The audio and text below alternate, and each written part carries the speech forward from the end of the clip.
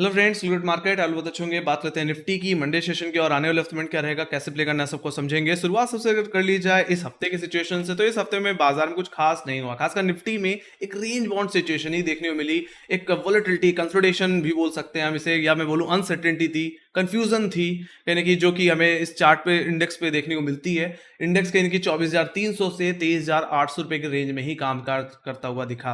Overall बाकी अगर fundamentals को अगर समझें, है ना, ओवरऑल सेंटिमेंट्स को समझें, तो मार्केट का ट्रेंड अभी भी कमजोर ही है ना। कहीं से भी कोई बहुत बड़ा डेवलपमेंट देखने को नहीं मिल रहा था इस हफ्ते में। अगर मैं बात करूं सबसे पहले यूएस ईरान के डील की, तो यहाँ पे कोई खास डील हो नहीं पा रही। सेकंड राउंड की डील कब होगी, है ना, और उसमें जो खिंचता हुआ समय है वो कहीं कि क्रूड ऑयल के प्राइसेस को सपोर्ट कर रहा है, जिसके चलते इस हफ्ते में क्रूड ऑयल कहीं कि 10,400 तक जाता हुआ दिखा। और सिंपल सी बात है, अगर क्रूड ऑयल के प्राइसेस बढ़ेंगे तो हमारे मार्केट के लिए निगेटिव ही होंगे, है ना। साथ ही साथ एफआईएस की बिकवाली रुकने का नाम नहीं ले रही।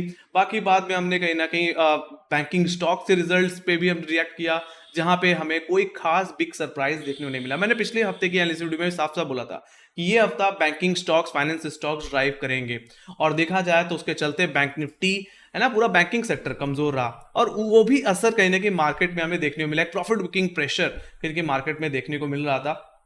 साथ ही साथ अगर मैं बात कर लूं इंडियन रुपी की, तो मेरा मानना है रुपए कमजोर हो रहा है ना। वापस डॉलर कहीं ना कहीं 95 रुपए का होता हुआ दिख रहा है, तो ये भी एक बिग निगेटिव है गाइस। एफआईएस की बिकवाली तो रुकने का नाम नहीं ले रही, तो ये तो एक अलग से ट्रिगर तो हमें देखने को मिल ही रहा है ना। तो ये बात होगी इसकी। बाकी ये बाजार, मेरा मानना है, स्टेट इलेक्शन पे भी रिएक्ट करेगा। देखा जाए तो हमने एग्जिट पोल, देखो मेरा मानना है चार राज्यों के रिजल्ट्स हैं, जिसमें से 3 रिजल्ट्स एक्सपेक्टेड हैं कि कौन जीतेगा, कौन पार्टी बनाने वाला, मतलब वहां पे कौन सी पार्टी आने वाली है। बट यहाँ पे जो बाजार फोकस कर रहा है वो है बंगाल के इलेक्शन के रिजल्ट पे। देखा जाए तो हमने बंगाल के एग्जिट पोल को देखते हुए बाजार में गैप डाउन देखा था, है ना, थर्सडे ट्रेडिंग सेशन में। और फिर बाद में निफ्टी 23,800 के लेवल्स तक भी गया। तो यहाँ पे मेरा मानना है इस पूरा बाजार का नजर इस बंगाल इलेक्शन पे है, इसके रिजल्ट पे है, जो कि 4 तारीख को आना है। सिंपल सी बात है, अगर बीजेपी जीतेगी, मार्केट में हमें एक स्पाइक देखने को मिलेगी अपसाइड की तरफ। तो वहीं पर अगर बीजेपी हार जाती है, तो हम कहीं ना कहीं गिरावट भी देख सकते हैं। हालांकि एग्जिट पोल में टीएमसी को साफ साफ है ना विजेता दिखाया जा रहा है, बट ये मामला एकदम नेक टू नेक है। लेट्स सी, ये तो फाइनल रिजल्ट ही बताएंगे। तो इस पे भी मेरा मानना है मार्केट रिएक्ट करेगा। ऑलराइट, तो ये बात होगी इसकी। तो मेरा मानना है मार्केट यहाँ पे कंफ्यूज है ना, वोलेटाइल है। और ओवरऑल ग्लोबल, अगर ग्लोबल सेंटिमेंट्स की बात करें, तो वहां पे भी अभी वीकनेस दिखती है ना, जिसका असर हमारे मार्केट में ओवरऑल दिख ही रहा है वैसे भी। सो ये बात होगी गाइस ओवरऑल सेंटिमेंट्स की, ट्रेंड की, है ना, फंडामेंटली हमें क्या देखने को मिल रहा है, क्या हम फेस कर रहे हैं, उस सब के बारे में हमने बात की। सीधे बात कर लेते हैं निफ्टी के लेवल्स की, मंडे सेशन की। तो मेरा मानना है मंडे सेशन में भी जो हमें हर्डल देखने को मिलेगा गाइस, वो सबसे पहले 24,200 और 24,300 पे ही देखने को मिलेगा। ऑलराइट, सो यहाँ पे मैं एक्सपेक्ट कर रहा हूँ एक छोटा सा गैप अप। लेट्स सी, मेरा मानना है 100 से 150 पॉइंट का गैप अप देखने को मिल सकता है। ऐसा क्यों? क्योंकि क्रूड ऑयल के प्राइसेस में हमने फ्राइडे ट्रेडिंग सेशन में प्रॉफिट बुकिंग देखी। यस, डेफिनेटली लेबर डे था, जिसकी वजह से मार्केट बंद था, बट कमोडिटी मार्केट का सेकंड हाफ खुला हुआ था, जिसमें कहीं क्रूड ऑयल फिसलते हुए 9700 के नीचे भी जाता हुआ दिखा। तो ये मेरा मानना है, ये चीज कहीं मार्केट के लिए पॉजिटिव हो सकती है। तो यहाँ पे हम एक गैप अप की उम्मीद कर सकते हैं। बाकी इलेक्शन रिजल्ट पे भी तो मार्केट फोकस करेगा, और उसके बेसिस पे थोड़ा वोलेटाइल होगा। तो यहाँ पे मैं थोड़ा सा यहाँ पे flat to gap up opening की उम्मीद कर रहा हूँ। तो मेरा माना वो गैप अप कहने की 24,200 या 24,300 रुपए के करीब देखने को मिल सकता है। बट वही मैं बोलूंगा, इलेक्शंस के रिजल्ट हो सकता है शाम को देखने को मिले, तो मार्केट हो सकता है वो पूरे दिन यहाँ पे वोलेटाइल हो, तो वो नर्वसनेस हमें रेजिस्टेंस जोन पे देखने को मिल सकती है। तो 24,200 या 24,300 अगर निफ्टी अटकता हुआ दिखे, है ना, तो वहां से वापस मेरा मानना है प्रॉफिट बुकिंग देखने को मिल सकती है। तो अपने लॉन्ग्स को जरूर बुक कर लेना, और चाहो तो वापस एक फ्रेश शॉर्ट भी बना के चल सकते हो 24,300 330 के लेवल पे ऐसा लगा करके। बाकी मेरा मानना है मेजर शॉर्ट कवरिंग 24,330 रुपए के ऊपर ही आएगी, मतलब इस हफ्ते के हाई के ऊपर अगर सस्टेन कर गया, तो मेरा मानना निफ्टी एक बार 24,600 रुपए की तरफ जा सकता है, जो कि आने वाले हफ्ते के लिए वीकली रेजिस्टेंस की तरह काम करेगा, और इस अप्रैल सीरीज का हाई भी है ये। ऑलराइट, सिंपल सी बात है, अगर निफ्टी में अप ट्रेंड आना है, अप ट्रेंड, तो वो प्योरली 24,600 रुपए के ऊपर डेली क्लोजिंग देने के बाद ही आएगा। So Nifty need to sustain above 24,600 to be in up trend. Alright, अगर ऐसा हो गया तो मुझे लगता है निफ्टी 25,000 क्या हो सकता है 25,500 रुपए की तरफ भी चला जाए। ऑलराइट, तो ये सिनेरियो भी हमें देखने को मिलेगा। बट इट डिपेंड्स, है ना, कि यहाँ पे अगर बीजेपी जीत जाती है, क्योंकि यहाँ पे सिर्फ इलेक्शन रिजल्ट से मार्केट का ट्रेंड फाइनलाइज नहीं होगा, ये सिर्फ एक इवेंट बेसिस पे रिएक्शन होगा, दैट्स इट। बट उस मूव को सस्टेन करने के लिए और भी अपडेट्स की न्यूज़ होगी। लेट्स से अगर क्रूड ऑयल के प्राइसेस में यहाँ से गिरावट आ जाती है और है तो ये हमारे लिए पॉजिटिव है। साथ ही साथ एफआईज अगर थोड़ा सा यहाँ पे बिकवाली कम कर दें, है, मैं ये तो नहीं बोलूंगा कि पॉजिटिव साइड आ जाएंगे, अभी भी ऐसा लगता नहीं, बट बिकवाली अगर कम होगी तो वो भी एक अच्छा अपडेट हो सकता है। Alright, so let's see. तो यहाँ पे बात कर ली जाए लोअर लेवल्स की। लोअर लेवल से मेरा मानना है 23,800 will be the crucial support. ये इंटरडे सपोर्ट तो की तरह तो एक्ट करेगा ही, साथ ही साथ मेरा मानना है वीकली सपोर्ट की तरह भी एक्ट करेगा।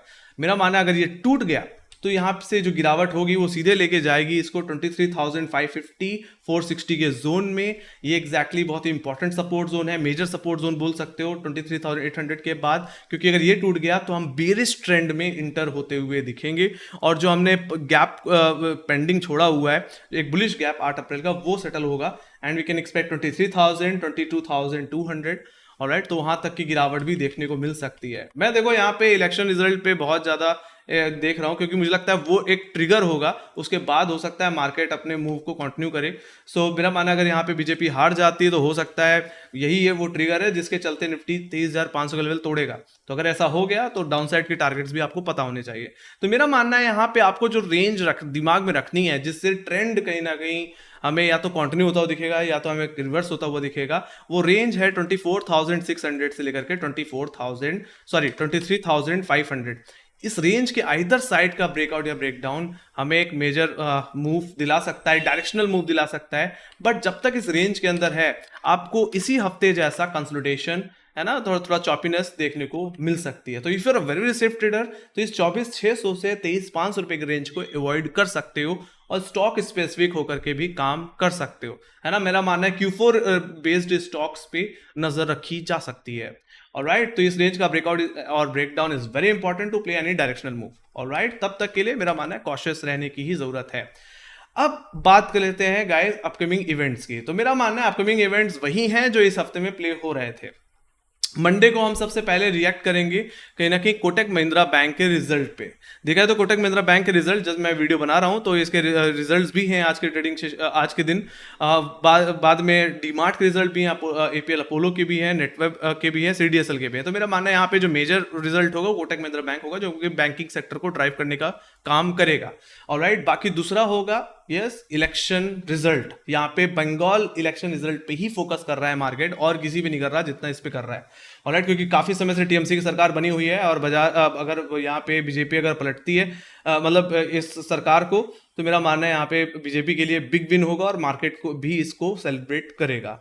ऑलराइट, साथ ही साथ यहाँ पे तीसरा जो ट्रिगर होगा वो होगा क्रूड ऑयल में गिरावट, जो कि मेरा मानना है मार्केट में एक पॉजिटिव न्यूज की तरह ही काम करेगा। अगर मैं क्रूड ऑयल की बात करूं तो आप देख सकते हैं क्रूड ऑयल एक बार के लिए कहीं ना कहीं 9436 तक भी गया था, हालांकि सेटल हुआ 9700 के करीब। बट मेरा मानना है ये जो कमजोरी आई है, जो मुनाफा वसूली आई है क्रूड ऑयल में, ये चीज भी कहीं ना कहीं मार्केट को यहाँ पे है ना मूव प्ले करवाएगी। तो इस पे आपकी नजर रहनी चाहिए। बाकी फिर जहां तक बचे थोड़े ब्रॉडर बेस्ड तो एफआईएस के नंबर्स पे फोकस करना चाहिए, फिर बाद में आपके यूएस ईरान के डेवलपमेंट पे फोकस करना चाहिए। बाकी मेरा मानना है इंडिया के इन्फ्लेशन नंबर्स पे भी फोकस करना है, क्योंकि मेरा मानना है यहाँ पे इन्फ्लेशन का रिस्क है, हो सकता है इन्फ्लेशन वापस बढ़ता हुआ दिखे, है ना। सेम सिचुएशन यूएस के साथ भी है। बाकी यूएस के इवेंट्स की अगर बात कर ली जाए थोड़ी सी, तो यहाँ पे जॉब नंबर्स हैं एग्जैक्टली ट्यूसडे के दिन, और उसके बाद फ्राइडे को कहीं ना कहीं अनएम्प्लॉयमेंट नंबर्स और नॉन फार्म पेरोल डेटा आना है। Let's see. सो यहाँ पे इन सभी इवेंट्स पे आपको फोकस करना पड़ेगा और इसी के बेसिस पे मेरा मानना है मार्केट थोड़ा सा रिएक्ट करता हुआ भी दिखेगा। ऑलराइट, तो ये थी गाइस मेरी analysis. So thank you very much for watching and yes like share subscribe जरूर बता देना। अगर आपके कोई क्वेश्चन रह गए हो तो आप कमेंट सेक्शन में लिख के जरूर बताइए। बाकी आपको क्या लगता है मंडे में गैप हो या गैप डाउन, आप निफ्टी को आने वाले हफ्ते में कहाँ देखते हैं, है ना, वो आप कमेंट सेक्शन में लिख के बता सकते हैं। सो इसी के साथ thank you very much for watching. Bye bye guys, take care guys, love you, bye bye.